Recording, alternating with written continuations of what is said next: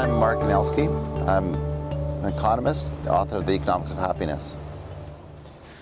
Well, I've spoken about the connection of food and land with happiness. I think food brings us happiness, and I've been involved with the slow food movement here in Edmonton, and also with the efforts to try to conserve or make an economic argument for conserving the Horse Hills northeast lands for production of food that would support our farmers markets. And it makes so much economic sense to treat those lands as assets. They're rare in the province. They have one of the longest growing season, and I think it just makes economic sense, and it's a wise choice to find ways of conserving that land for future and current production of food that would support our farmers markets, rather than transporting it from outside of the Edmonton region or the counties that surround Edmonton.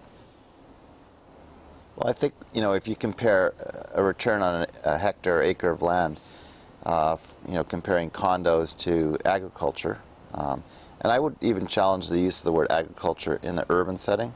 I've thought about calling it Foodland or something else, because it's it has to be treated differently, I think, than agricultural land disposition. So, but my argument is you could probably generate about, say, $25,000 an acre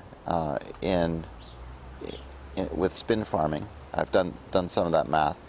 Initially, I said that we could probably feed 1 million people and 200 pounds of vegetables per year from 85,000 acres, which is actually what was there in the Northeast before any development was even proposed.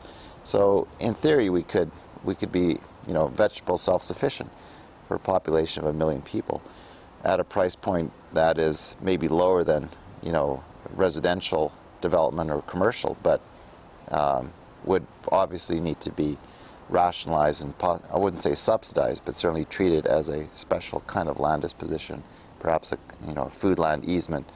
And I think we make all kinds of rational arguments to set aside green space and parkland, and we write it off. We walk away from it in terms of the high returns that we might get from it. So why not treat these lands in the same way?